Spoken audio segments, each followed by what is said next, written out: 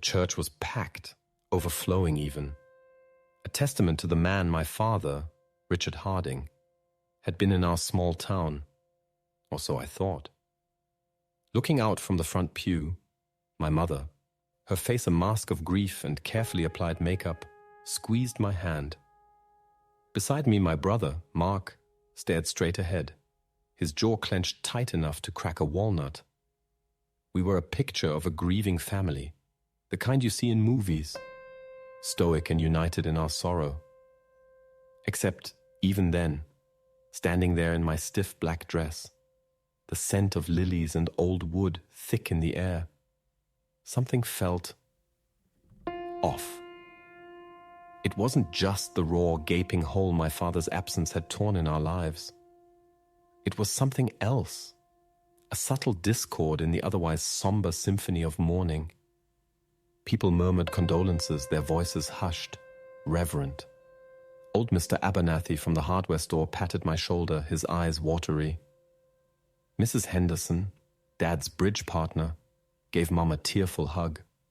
These were our people, our town, our life. And yet, as the organist began a mournful rendition of Bach, a small group entered at the back of the church, and the air shifted. They weren't our people.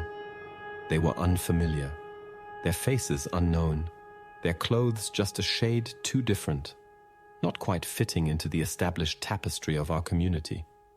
There were 4 of them. A woman, maybe in her late 40s, with striking blonde hair pulled back in a severe ponytail, and 3 children. 2 girls, teenagers, whispering and nudging each other, and a boy, younger, maybe 10, clutching a worn teddy bear. They moved with a hesitant confidence, their eyes scanning the crowded pews before settling, with a strange, unsettling directness, on us. My mother stiffened beside me. I felt it in her hand, the sudden tension coiling through her fingers, a silent alarm bell ringing in the otherwise quiet grief. Mark hadn't noticed, or if he had, he gave no sign. He remained fixed, his gaze locked on the altar, a statue of stoic grief. But I saw it. I saw the woman's eyes, a deep, startling blue, meet mine for a fleeting moment. And in them, I saw not grief, not exactly, but something else. Recognition? Possessiveness? It was gone too quickly to decipher, replaced by a carefully constructed mask of polite sorrow. But the impression lingered, a prickle of unease on the back of my neck. They settled into a pew near the back, their presence a foreign element in the familiar landscape of our loss. The service began. The priest droned on, his words about Dad's good nature and community spirit echoing emptily in my ears. My mind was stuck on the newcomers. Who were they? Why were they here? I glanced back again, subtly, trying not to be obvious. The blonde woman was watching the coffin, her expression unreadable.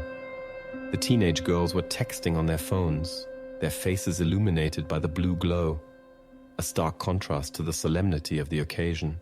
The little boy was drawing in a small notebook, oblivious to the somber atmosphere. They were disconnected, or were they?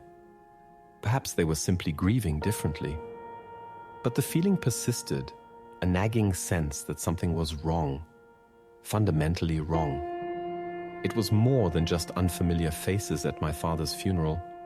It was a dissonance, a note out of key in the carefully orchestrated symphony of our family life. My father had been a pillar of our community, a respected businessman, a loving husband, a devoted father. That was the narrative. That was the story we had always told ourselves, and everyone else. But now, looking at these strangers, a seed of doubt, cold and sharp, began to sprout in the fertile ground of my grief. The priest finished his eulogy. People began to rise, shuffling towards the coffin for a final goodbye. My mother stood, her face pale, her lips trembling. Mark put a steadying hand on her arm. I followed, my legs feeling strangely heavy, as if wading through treacle. As we approached the coffin, I glanced back one last time. The blonde woman was standing now, her children clustered around her, and as she looked at the coffin, a single tear traced a path through her carefully applied makeup. It was grief, undeniably, but it was also something else. Something that sent a shiver of ice down my spine, a premonition of a truth I wasn't ready to face, a secret buried deep beneath the carefully constructed facade of my father's life. The line moved slowly. We reached the coffin. My mother placed a white rose on the dark wood, her hand shaking. Mark followed, his face still impassive but his eyes red-rimmed. Then it was my turn. I looked down at my father's face. He looked peaceful, almost serene, as if finally released from some unseen burden. But even in death, there was a question in his stillness, a silent plea for understanding, or perhaps forgiveness. And as I placed my own rose, a crimson one, on his chest, I knew with a chilling certainty that the funeral was not the end of my father's story. It was just the beginning of uncovering a truth that would shatter everything I thought I knew about him, about my family, about my life. And those strangers in the back of the church, they were the key. They were the first crack in the carefully constructed wall of my father's secrets. And I had a terrible feeling that the cracks were about to widen, to splinter, to crumble, revealing a landscape I was utterly unprepared to navigate. The service ended. People began to file out, the hushed murmurs of condolences resuming. My mother clung to Mark's arm, her steps unsteady. I walked beside her, my mind racing, my senses on high alert. I needed to know who those people were. I needed to know why they were here. And I had a feeling, a sickening, gut-wrenching feeling, that I was about to find out far more than I ever wanted to know. The fresh air outside felt sharp, cold against my grief-warmed skin. People gathered in small groups, talking in hushed tones, the social dance of mourning unfolding around us. I scanned the crowd, searching for the blonde woman and her children. They were standing near the church steps, slightly apart from the main group, as if unsure whether to intrude or remain separate. This was my chance. This was my moment to break the silence, to confront the unease that had settled over me like a shroud. Taking a deep breath, I detached myself from my mother and Mark and started walking towards them. My heart hammered against my ribs, a frantic drumbeat against the quiet sorrow of the day. I didn't know what I was going to say, what I was going to ask, but I knew I had to know. I had to unravel the mystery that had walked into my father's funeral, a mystery that felt as cold and sharp as the November air. And as I approached them, the blonde woman looked up, her blue eyes meeting mine again. This time there was no mistaking it. In her eyes, I saw not just recognition, but a mirror of my own fear, my own dawning comprehension. And in that moment, standing there in the cold sunlight, surrounded by the murmuring crowd, I knew with a certainty that stole the air from my lungs, that those strangers weren't just strangers. They were family, my father's family, his second family, and my carefully constructed world was about to shatter. The blonde woman saw me coming. Her posture shifted, a subtle bracing, as if preparing for impact. The teenage girls stopped texting, their eyes flicking between me and their mother with a mixture of curiosity and apprehension. The little boy, still clutching his teddy bear, looked up at me with wide, innocent eyes, completely unaware of the seismic shift about to occur in his young life. I stopped a few feet away from them, my breath catching in my throat. The carefully rehearsed words I'd been formulating in my head vanished, leaving me tongue-tied, adrift in a sea of unspoken questions and mounting dread. "Hello," I managed to croak out, my voice sounding thin and reedy in the crisp air. The blonde woman nodded, her expression cautious, guarded.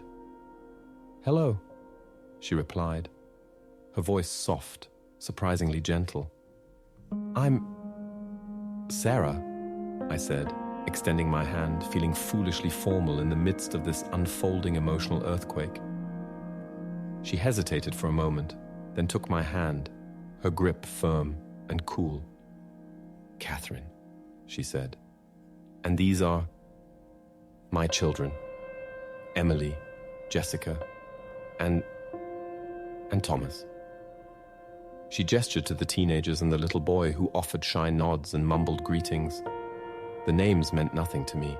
They were just names, floating in the air between us, devoid of context, devoid of meaning. Except they weren't. Not entirely. A flicker of recognition sparked in my mind. A faint echo from conversations overheard, half forgotten, whispers from my childhood. My father had sometimes mentioned business trips, conferences, out-of-town meetings. Were these connected? The thought was a jolt of ice water chilling me to the bone. We knew your father," Catherine continued, her voice still soft but now laced with a hint of something else, something I couldn't quite place. Regret? Pity? "We were friends." Friends. The word hung in the air, flimsy and inadequate, a pathetic attempt to mask the enormity of the unspoken truth that pulsed between us.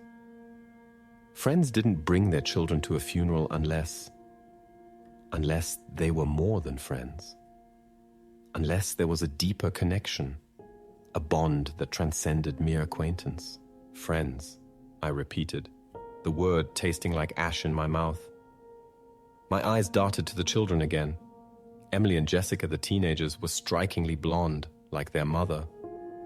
But Thomas had my father's eyes. The same deep-set, intelligent eyes. The same crinkles at the corners when he smiled, though he wasn't smiling now. He was looking at me, his gaze steady and unnervingly perceptive for a child his age. And in those eyes, I saw it. I saw the undeniable, irrefutable truth staring back at me. He was my brother, or half-brother, or something. The label didn't matter. The connection was undeniable, a genetic echo that resonated through time and shattered the carefully constructed walls of my reality. My breath hitched. I felt lightheaded, dizzy, as if the ground beneath my feet had suddenly dissolved. "Catherine," I said again, my voice barely a whisper. Who are you?" The question hung in the air, heavy with unspoken implications. Catherine's gaze flickered, just for a moment, to my mother and Mark, who were still talking to well-wishers near the church entrance, oblivious to the silent confrontation unfolding on the steps. Then she looked back at me, her blue eyes filled with a mixture of sorrow and resolve. "Sarah," she said, her voice now firm, clear. "There's something you need to know about your father." The words hung in the air. A pronouncement, a prelude to the shattering of everything I thought I knew. My heart pounded in my chest, a frantic drumbeat against the sudden silence that had fallen between us. The teenagers shifted uncomfortably, their earlier curiosity replaced by a palpable tension. Thomas, still clutching his teddy bear, looked from me to his mother, his young face mirroring the confusion and apprehension in the air. "What?" I whispered, my voice trembling. What do I need to know? Catherine took a deep breath, her shoulders squaring. Your father, she began, her voice steady despite the tremor in her hands. Your father was also my husband. The words hit me like a physical blow, knocking the air from my lungs, sending me reeling backwards, though I didn't move. Husband. The word echoed in my mind, a deafening clang that drowned out the murmuring crowd, the rustling leaves, the distant traffic. Husband. My father. Her husband. My mother's husband. The man I had known my entire life. The man who had kissed my mother goodnight every evening. The man who had sat beside her at every family dinner, every holiday gathering, every milestone celebration. He had been living a double life. He had been two men. He had been my father, and he had been someone else's husband, someone else's father, someone else's life. The realization was too enormous to comprehend, too devastating to absorb. My world tilted on its axis, the familiar landscape dissolving into a swirling vortex of confusion, betrayal, and disbelief. I stared at Catherine, my mind blank, my thoughts frozen. She stood before me, a stranger, yet intimately connected to the man I had just buried. Her children stood beside her, innocent bystanders in a drama they couldn't possibly fully understand. And in that moment, I knew that my father's death was not just a loss. It was an unveiling. It was the opening of a Pandora's box of secrets, lies and betrayals that would forever alter the course of my life and the lives of everyone I loved. The funeral was over, but the real mourning, the real grief, was just beginning. And it was a grief not just for the father I had lost, but for the father I had never truly known. A father who had been a stranger in my own home, a phantom in my own life. And now, the phantoms were becoming real. The secrets were rising to the surface, and I was standing on the precipice of a truth that threatened to consume me whole. The silence stretched between us, thick and suffocating, broken only by the distant sounds of the town, oblivious to the earthquake that had just struck my inner world. Catherine's blue eyes, mirroring a sadness that was both profound and unsettling, held mine captive. Her confession hung in the air, raw and undeniable, a seismic truth that had shattered the foundations of my reality. My mind struggled to process the words, to reconcile the image of my father, the man I had known, with this unimaginable revelation. My father, the steady, reliable, loving husband and father, had been living a double life. He had been married to two women. He had fathered two families. The sheer audacity of it, the scale of the deception was staggering. How could he have done it? How could he have maintained such a complex web of lies for so long? And what about my mother? Had she known? Had she suspected? Or had she been as completely, utterly blindsided as I was in this moment? The thought of my mother, her grief still raw and exposed, suddenly became unbearable. To think of her, standing there in her black dress, mourning her husband, while this woman, her husband's other wife, stood just a few feet away.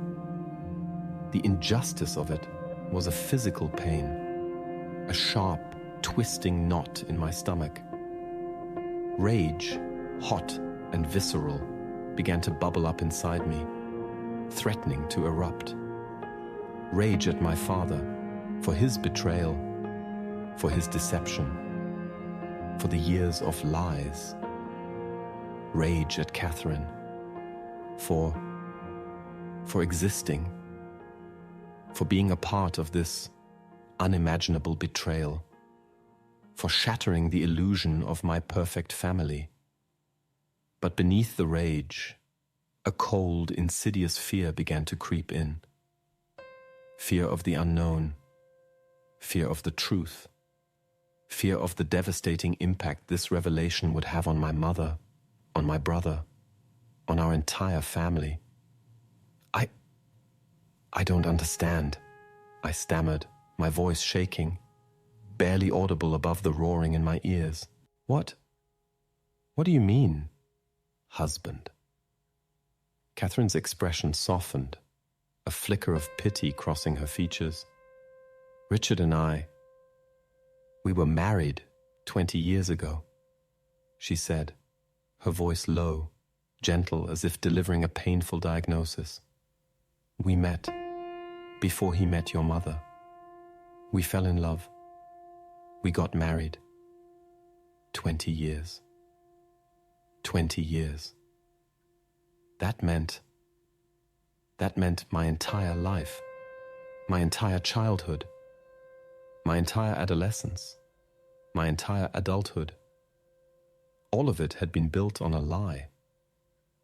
My parents' marriage, the foundation of my world, had been a sham. Or had my family been the sham? Was I the product of a lie? The thought was dizzying, disorienting. I felt like I was falling, plummeting into an abyss of uncertainty and betrayal.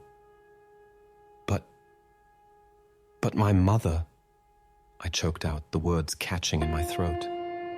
My mother is his wife. She was married to him for 30 years. Catherine nodded, her gaze unwavering. Yes, she said. She was, and so was I. The simplicity of her statement, the matter-of-fact tone, was almost more devastating than any dramatic outburst could have been. It was a cold, hard truth, delivered with a chilling calm. He married you both? I whispered, the words barely forming on my lips, the question almost rhetorical, as if asking the air itself for confirmation of this impossible reality. Catherine hesitated for a moment, then nodded again, her eyes filled with a sorrow that seemed to mirror my own. Not at the same time, she said, her voice barely audible. Richard and I, we were married first, years before he met your mother. Then things got complicated. Complicated. That was an understatement of epic proportions. Complicated was a missed appointment, a traffic jam, a burnt dinner.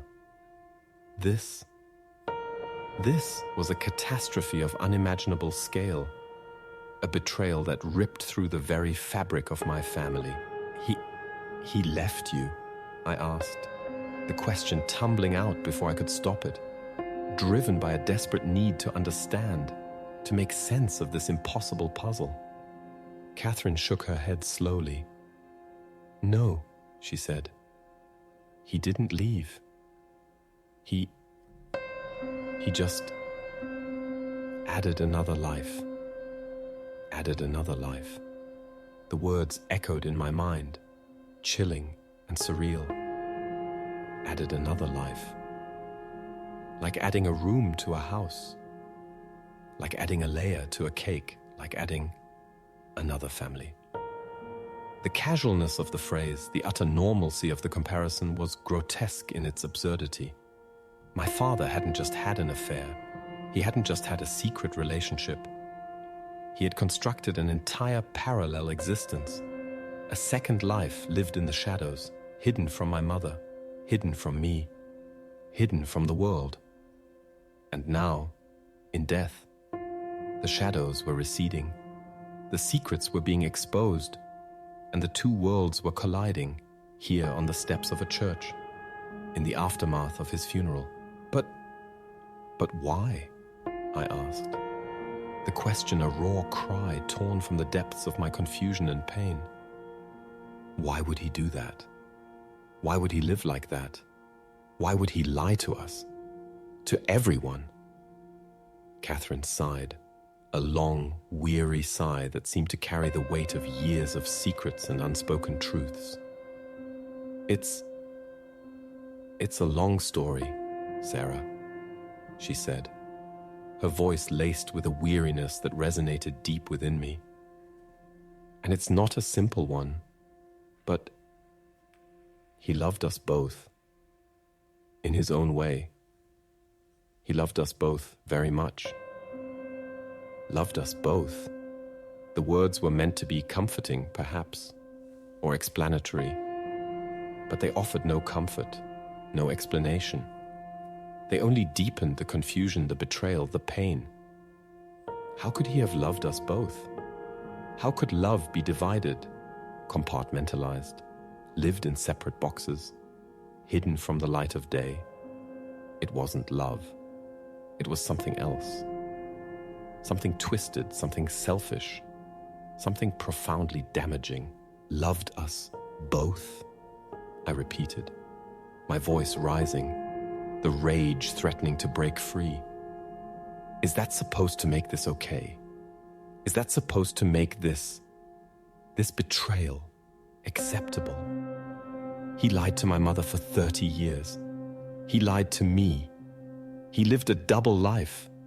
And you're telling me he loved us both? That's not love. That's... I couldn't find the words. There were no words to describe the enormity of the betrayal, the depth of the pain. Catherine flinched at my outburst, her blue eyes clouding with tears. Emily and Jessica, the teenagers, stepped closer to their mother, their faces tight with apprehension. Thomas, still clutching his teddy bear, looked up at me, his young face etched with confusion and fear, and in his eyes, I saw a reflection of my own shattered innocence, my own stolen childhood, my own lost father, and the rage began to subside, replaced by a cold, aching emptiness. The funeral was over, but my life, as I knew it, was gone, buried alongside my father in the cold earth of the cemetery. And in its place, a new reality was emerging, a reality built on secrets, lies, and the devastating truth of a father I had never truly known. And I had no idea how to navigate this new landscape, how to piece together the fragments of my shattered world, how to forgive a man who was no longer here to ask for forgiveness. All I knew was that the journey had just begun.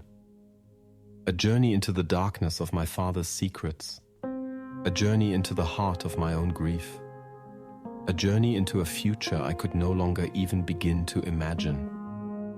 The air crackled with unspoken emotions, a silent battlefield where grief and betrayal clashed.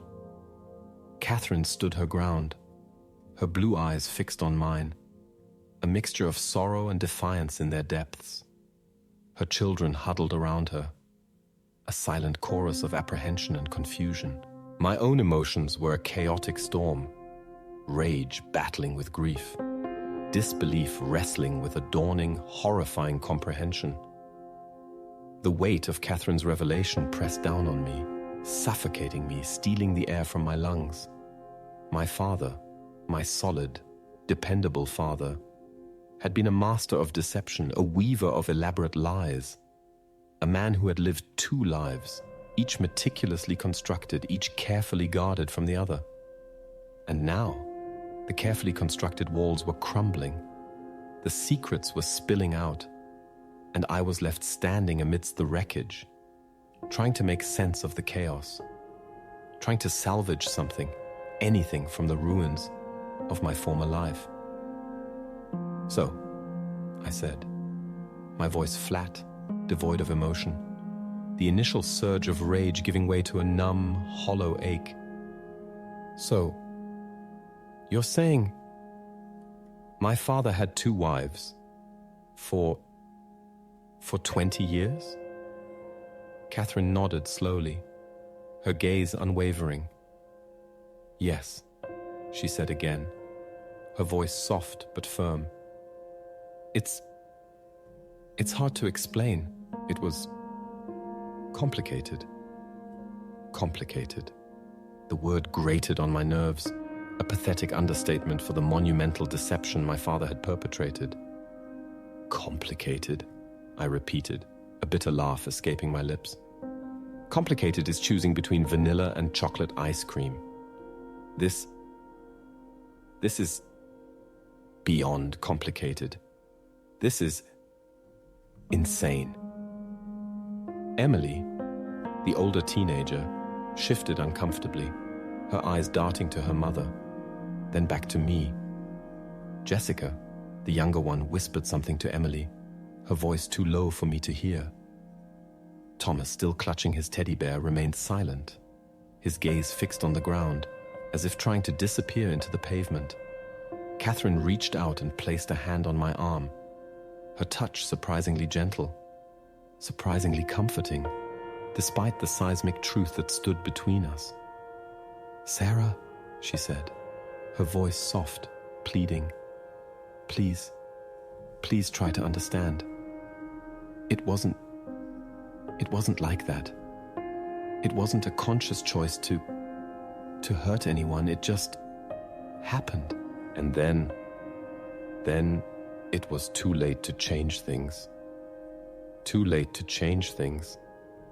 The excuse was flimsy, pathetic. A desperate attempt to rationalize the irrational, to justify the unjustifiable. Too late? I scoffed, shaking my head, pulling my arm away from her touch.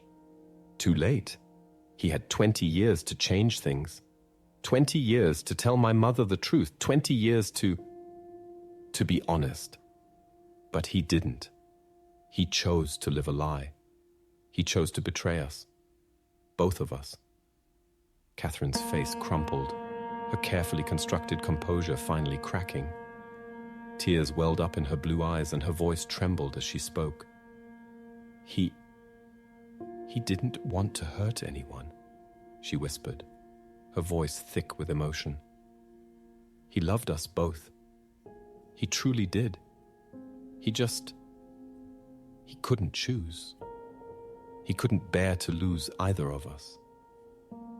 Couldn't choose. Couldn't bear to lose. The words were meant to be mitigating, perhaps, an attempt to humanize my father, to paint him as a victim of his own conflicting emotions. But they only served to highlight his weakness, his selfishness, his utter lack of courage. He hadn't been trapped. He had made a choice. A series of choices, day after day, year after year. Choices that had led to this moment, this devastating revelation, this shattering of my family. He didn't choose, I repeated, my voice rising again, the rage threatening to resurface. He chose every single day. He chose to lie. He chose to deceive. He chose to betray. And now he's dead. And we're left to pick up the pieces of his lies. We're left to deal with the mess he created. We're left to figure out who he really was. Because the man I thought I knew, he never existed. He was a phantom, a fabrication, a lie. My voice broke, the raw emotion finally overwhelming me. Tears streamed down my face, hot and angry, mingling with the cold November air. I turned away from Catherine and her children, unable to bear the sight of them any longer, unable to face the reality they represented. I walked away, blindly, aimlessly, away from the church, away from the crowd, away from the funeral, away from everything that had once been familiar and comforting. I walked until I reached the edge of the churchyard, where a small stone bench sat beneath a bare oak tree. I collapsed onto the bench, burying my face in my hands, sobbing uncontrollably, the raw, agonizing grief finally breaking free, a torrent of pain and betrayal and loss that threatened to drown me whole. The weight of my father's secrets pressed down on me, crushing me beneath its immensity.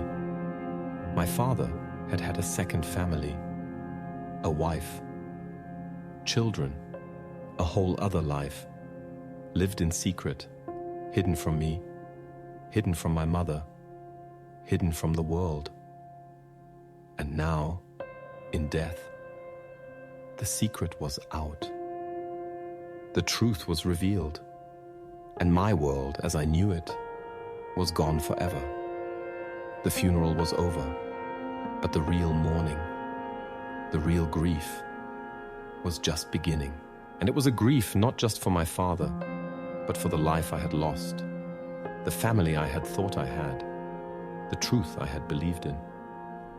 And in the cold November air, beneath the bare oak tree, I wept for it all.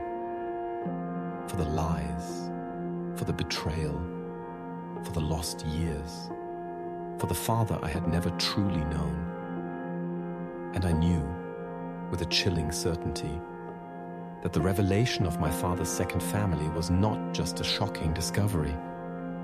It was a seismic event, a cataclysmic shift that would forever alter the landscape of my life and the lives of everyone I loved. And the journey into this new, unfamiliar territory, a territory shrouded in secrets and lies, was just beginning. A journey I was utterly unprepared for. A journey I was terrified to undertake, but a journey I knew I had no choice but to embark upon. The truth was out, and there was no turning back. The sobs eventually subsided, leaving me drained, hollowed out, as if all the tears in my body had been wrung out and left me empty. The cold air stung my tear-streaked face, a physical reminder of the emotional chill that had settled over me. I sat on the stone bench, staring blankly at the bare branches of the oak tree, the skeletal fingers reaching towards the grey sky, mirroring the barren landscape of my inner world. The funeral crowd had thinned, the murmuring condolences fading into the background noise of the town. My mother and Mark were probably wondering where I had gone, worried perhaps, but still oblivious to the earthquake that had just ripped through my reality. I should go back to them. I should rejoin the grieving family, play my part in the somber ritual of mourning. But I couldn't. Not yet. Not until I had processed even a fraction of the devastating truth that Catherine had revealed. My father had had a second family. The words echoed in my mind again and again, each repetition hammering another nail into the coffin of my former life. A second family, a wife, children, a whole other existence, hidden from me, hidden from my mother. A secret life lived in the shadows. Who was this man? This Richard Harding, my father, the man I had loved and admired, the man I had thought I knew? Was he a monster, a liar, a cheat? Or was he something more complex, something more human, a flawed man caught in a web of his own making, a victim of his own inability to choose, his own fear of loss? Catherine had said he loved us both very much. Was that possible? Could love be divided, compartmentalized, shared between two families, two lives without diminishing either? Or was it all just a lie, a convenient justification for his selfish desires, his cowardly avoidance of confrontation? I didn't know. I didn't understand. And the more I thought about it, the more confused and lost I became. I needed answers. I needed to understand. I needed to know the truth, the whole truth, no matter how painful, no matter how devastating. But where to begin? How to unravel the tangled web of lies and secrets that my father had woven around his life? Catherine and her children, they were the key. They were the gateway to the truth. They were the living embodiment of my father's secret life. And I needed to talk to them again. I needed to ask questions. I needed to understand their side of the story, their perspective on this unimaginable situation. Taking a deep breath, I pushed myself up from the bench, my legs feeling stiff and heavy, as if weighted down by the enormity of my grief and confusion. I turned and walked back towards the church, my steps hesitant, uncertain, but driven by a newfound resolve. I had to face them again. I had to confront Catherine. I had to ask the questions that burned in my mind, the questions that threatened to consume me whole.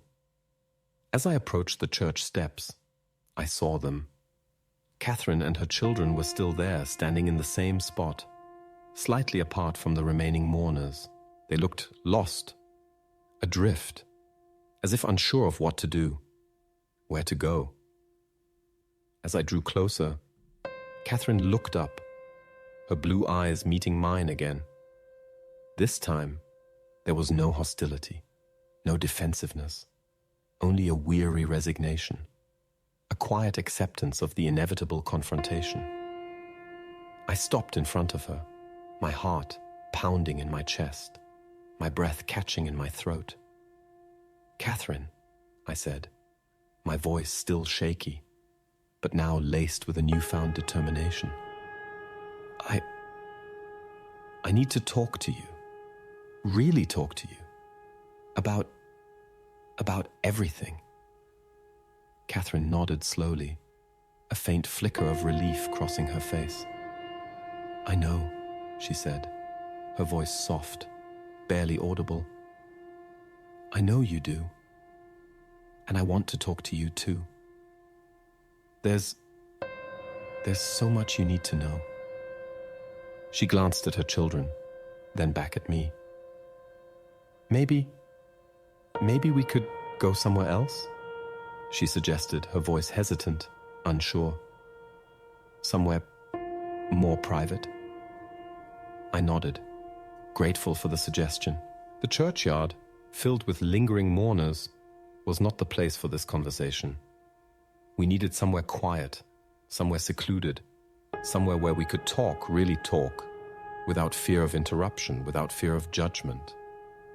"Yes," I said. "Yes, let's go somewhere else."